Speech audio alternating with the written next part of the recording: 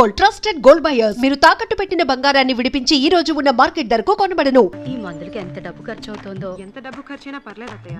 సతీష్ కి నయం అయితే ఇదేపటి నుంచి ఏదన్నయ్య? ఆ అమ్మాయి నవ్వే స్టైల్ చూశానుగా. అదే ఆ అమ్మాయి పేరు శాలిని, మిడిల్ క్లాస్, ఏదో చిన్న ఉద్యోగం చేస్తుంది. వచ్చిందంటూ నాకు సహాయం చేస్తుంది. నేను ఎంతవరకు ప్రాణాలతో ఉంటానో నాకే తెలీదు. నన్ను వదిలేమని ఎన్నిసార్లు అన్నా తను వెళ్ళలేదన్నా. Anyway best of luck. Thanks. డబ్బుతో తిరిగి వస్తాను అన్నా. ఏనా ఆపరేషన్కి డబ్బు తీసుకొస్తానని నువ్వు అన్నది నాకు సత్య చెప్పడానికేగా? నీ గురించి నువ్వేం దిగులు పడకు. నా మాటలు అక్షర సత్యాలు.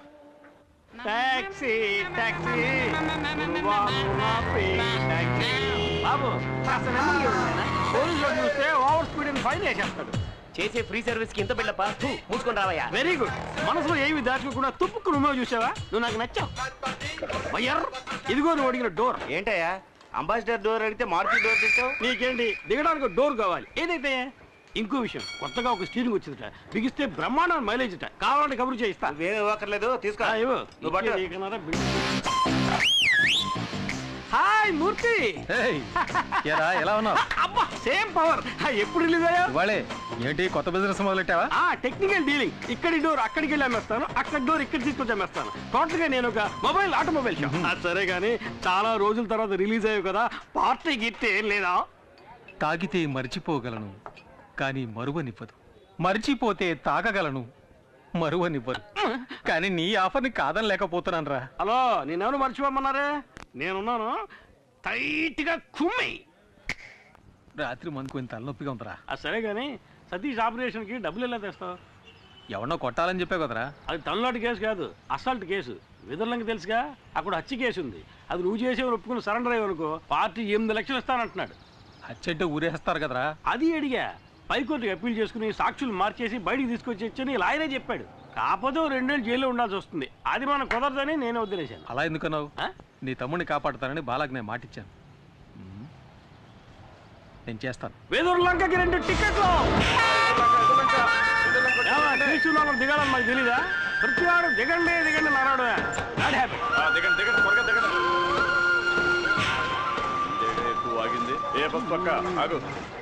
ఏంటి కొన్నాను? ఏది చూపించు. నువ్వు బస్సు చూపించు. ఇదేనా బస్సు? అయితే ఇదిగో టికెట్. ఇది పాత టికెట్ అయ్యా. బస్సు మాత్రం కొత్తదా?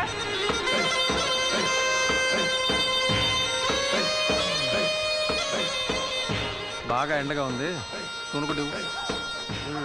ఇదిగో.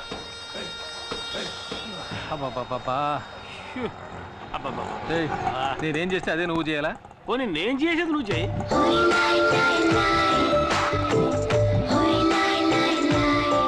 మూర్తి,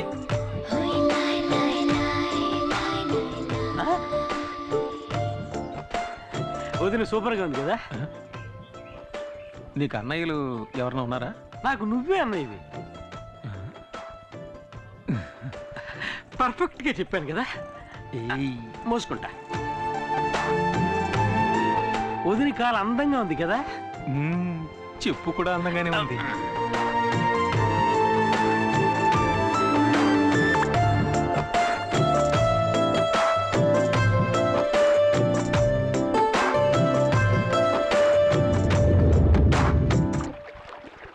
ఏంటంజలి, మీ దివాణం బోటి వాళ్ళు రాలేదా? వదిన పేరు అంజలి మూర్తి. అంజలి మూర్తి. నీకేంటమ్మా ఎదుర్లంక దివాణంలో రాణిలా బతుకుతున్నావు. నువ్వు తలుచుకుంటే కొత్త బోటే కొనేయచ్చు. నేను రాణిని కాను, జమీందార్ గారికి బంధువుని కాను. నేను ఆ దివాణంలో లెక్కలు చూసే సాధారణమైన అకౌంటెంట్ని. మా నాన్నగారు చేసిన పనిని ఆయన పోయాక నేను చేస్తున్నాను. ఏంటమ్మా అలా అంట? ఈశ్వర ప్రసాద్ గారు జైలుకి వెళ్ళాక వాళ్ళ అమ్మగారిని అబ్బాయిని నువ్వేగా బాధ్యతగా చూసుకుంటున్నావు. అది నా బాధ్యత. అనాథలమైన మాకు వారే ఆశ్రయం ఇచ్చారు. అది ఎంతకాలం? నీకు పెళ్ళయ్యి అత్తారింటికి వెళ్లే వరకేగా. అంటే వదినకి ఇంకా పెళ్లి కాలే? సిగ్గా. ఈశ్వర ప్రసాద్ గారు జైలు నుంచి రాగానే అంజలికి పెళ్లి అవుతుందో లేదో తెలియదు కానీ ఖచ్చితంగా ఇక్కడ హత్య జరుగుతుంది. అప్పుడే గాల్లో రక్తపాసన వస్తుంది. అది నేను నీ పెళ్ళాం దుడ్డు కర్రతో నీ నెత్తిని బాధింది కదా, ఆ రక్తపు మరకల వాసన.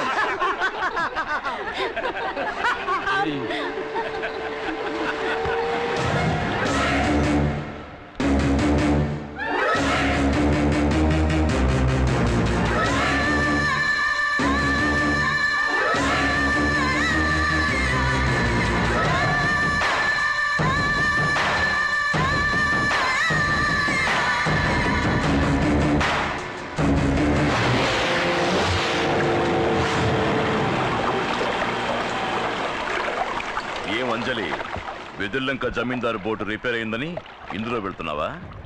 నా బోట్ ఎక్కు. జమీందారు బోట్ లాగా తుప్పు పట్టిన బోటు కాదు, సరికొత్త బోటు. రావే, నేను నిన్ను డ్రాప్ చేస్తాను. రమ్మంటుంటే రావే, కొర మీద గెంతులేకే రమ్మంటుంటే అవతలికి. అతను చెప్పొచ్చావు, అడ్డొచ్చావంటే నరికేస్తా. ఏవే, మాకు వ్యతిరేకంగా కోర్టులో కేసు ఫైల్ చేస్తావా? రేవులో రౌడీసం చేస్తే అలాగే చేస్తా, అది నా డ్యూటీ. నీ డ్యూటీ అది కాదే, నాతో రా, నేనిస్తా కొత్త పని. ఊరికే కాదులే, నువ్వు నీ పని బాగా చేసావనుకో 100-200 ఎక్కువ ఇస్తాను. అటువంటి అమ్మాయిలు నీ కుటుంబంలోనే ఉన్నారా? వెళ్ళి వాళ్ళకి చెప్పు. నా తడాక ఈ రోజు చూపిస్తానే. రావే, రమ్మంటుంటే. ఏయ్.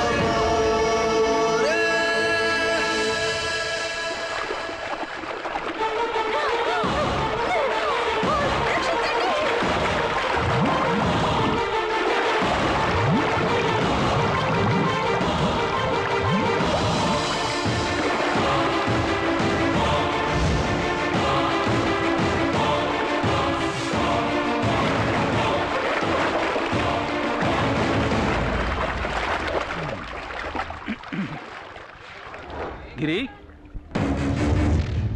గిరి, గిరి. హాయ్. ఆటోలో వచ్చేంటి? నేను ఒకటి కాపాడదాన్ని పట్టుకున్నాను. ఆడ పెద్ద స్విమ్మింగ్ ఛాంపియన్. నన్ను లాక్కుంటే అవతల రోడ్డుకి వెళ్ళిపోయాడు. నేను అక్కడి నుంచి ఆటో వేసుకొచ్చాను. నాకు తెలుసురా నువ్వు మునిగిపోవని. నా మీద నీకు అంత నమ్మకం? ఎందుకంటే ఈ బుర్ర అంతా డొల్లేరా, మునిగిపోదు. ఎవడో ఆటోలో ముందు నీకోసం ఎదుగుతుంటే.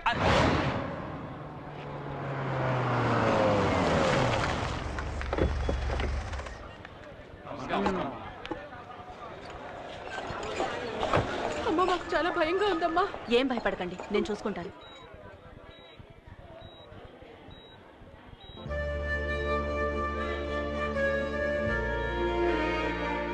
నమస్కారం అమ్మా. అంజలికి ఇప్పుడు ఎలా ఉంది? నీళ్ళల్లో పట్టం వల్ల భయపడింది. 2 రోజులు రెస్ట్ తీసుకుంటే సరిపోతుంది. Thank you doctor.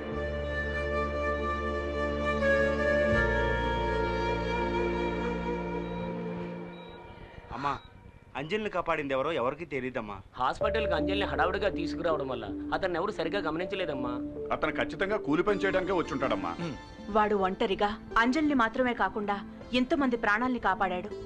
ఎవరి నుంచి ఏమీ ఆశించను కూడా లేదు. ఆ వేణు, అతనెవరో తెలుసుకున్నాను, కలవమని చెప్పు. అలాగేనమ్మా. అమ్మా, ఆ తిరువురు వాళ్ళని ఇలాగే వదిలేస్తే మంచిది కాదమ్మా. అమ్మా, మీరు మా అందరినీ ఓపిక పట్టమని చెప్పిన ఒకే కారణంగా మేము ఊరుకున్నామమ్మా. ఏది ఏమైనా మేము పోలీసులకి కంప్లైంట్ ఇచ్చామమ్మా. వాళ్ళు రుద్రపతిని అరెస్ట్ చేశారమ్మా.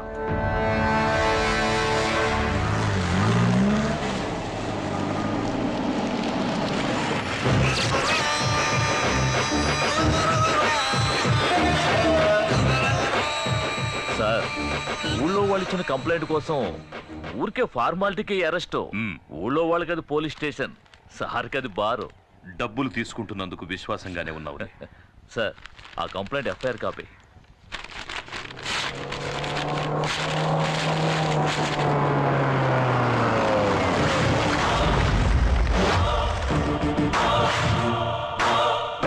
ఎన్నడూ రాని వాళ్ళు వచ్చారే.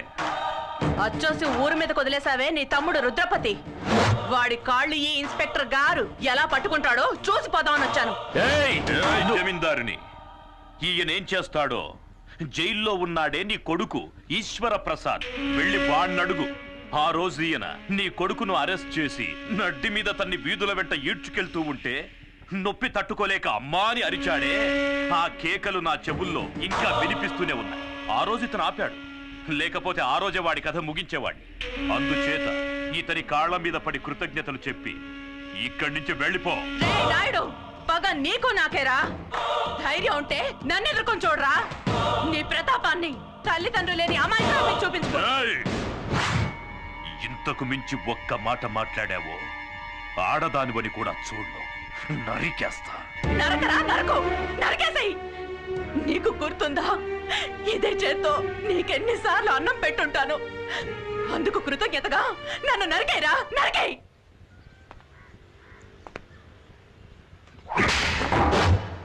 బొమ్మని చెప్పరా.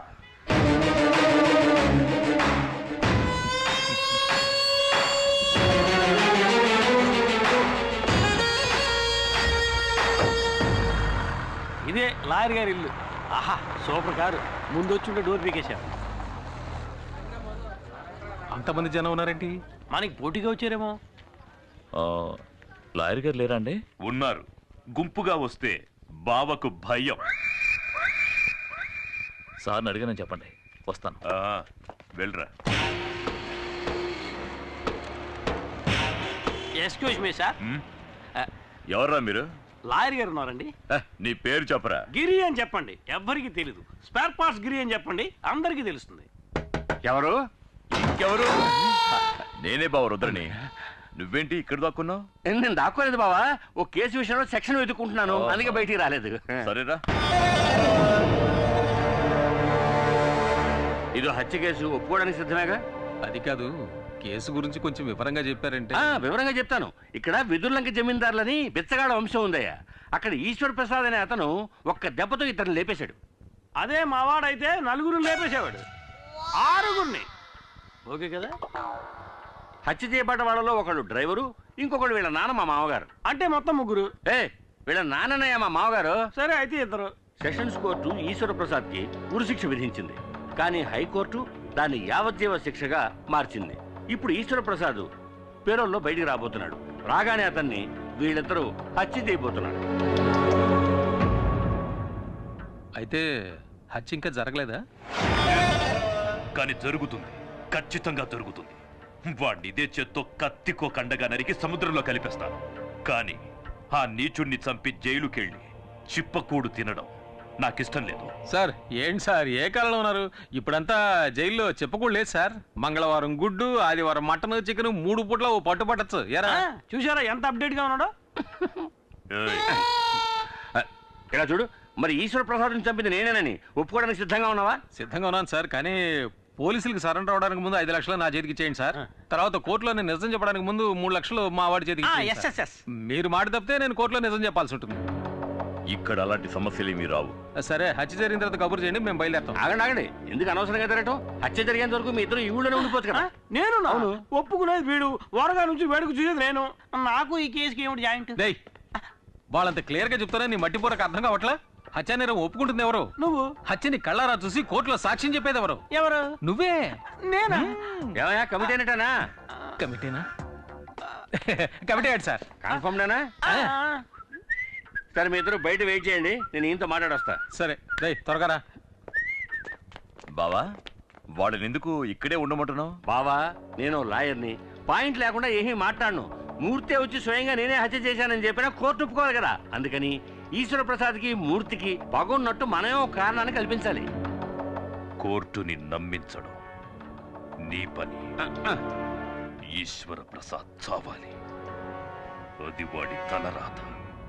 ఏడుగురు కమిట్ చేయించావు, రేపు ప్రాబ్లం వస్తే కోర్టు చుట్టూ నేను తిరగలేను, నేను వెళ్ళిపోతాను. నలుగురికి మంచి జరుగుతుందంటే కమిటీ అవడంలో తప్పే లేదురా. ఏంటి బాబు నువ్వు అనేది? నాగూరు సినిమా డైలాగ్ రా. టంగ్ టిడింగ్ టిడింగ్ టిడింగ్ టిడింగ్. అర్థమైందా? కాలుతోంది. కాలుతోందంటావేంట్రా? అర్థమైందా? నువ్వు లోపల ఎక్కడో కాలుతోందంటున్నాను గురు. And for more videos, please subscribe to iDream. Please subscribe to iDream. Please subscribe iDream. And please subscribe to iDream. For more videos, subscribe to iDream. please like, share and subscribe to the channel. Congratulations, iDream. Subscribe to iDream. Subscribe to iDream. So subscribe to iDream Media. iDream ki iDream team andarki huge congratulations. Please subscribe iDream Media. Please subscribe to iDream. Subscribe iDream. Please subscribe to iDream. I dream అంటే నా కళల ఛానల్ను subscribe చేసుకున్న నోరు తిరుగుతలేదు. మీరైతే గంట గుర్తు కొట్టండి. For more such videos, please subscribe to iDream. Subscribe to iDream. Please subscribe to iDream. Please subscribe iDream Media. Please do subscribe to iDream. Please subscribe to iDream Media. For best entertainment and information, please subscribe iDream. And don't forget to subscribe to iDream.